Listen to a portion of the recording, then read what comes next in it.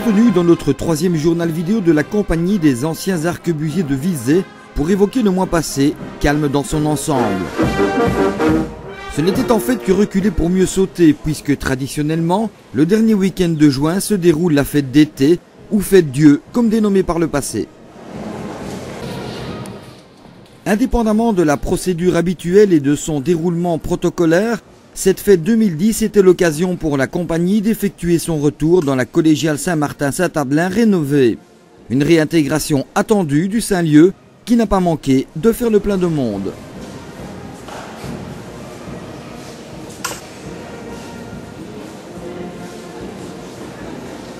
Tout au début de la messe d'offrande célébrée dimanche en fin de matinée, Monsieur le doyen a introduit la cérémonie par un petit rappel des faits passés qui avait vu la statue de Saint-Martin disparaître de la collégiale, volée avant d'être retrouvée partiellement, détruite et en pièces.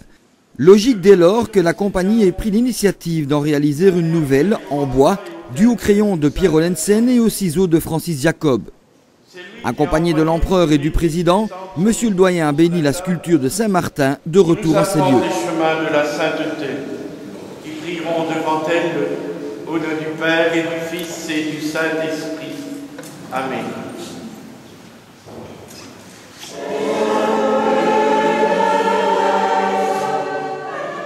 La cérémonie s'est ensuite poursuivie normalement avec la complicité de la chorale César Franck jusqu'à la marche d'offrande, moment solennel s'il en est de la journée.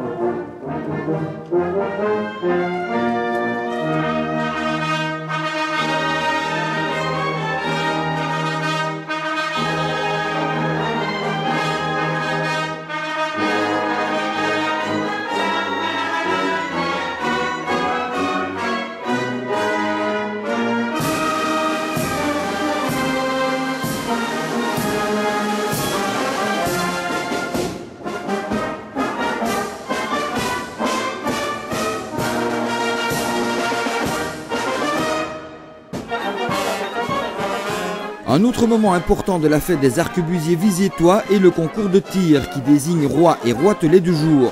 Cette année, après l'habituelle délibération en comité restreint, ce sont Édouard Bourse et Laurent Baudson qui ont respectivement enlevé la palme, la précision de leur tir ne souffrant aucune concurrence.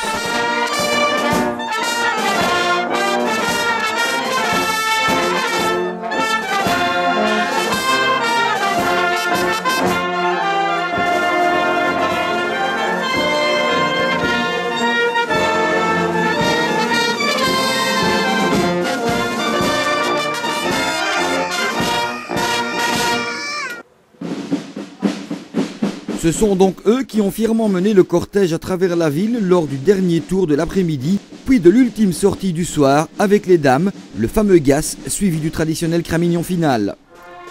Ainsi se terminait une journée bien remplie et relativement pénible cette année pour tous les participants, tant les températures affichées étaient élevées dès les premières heures.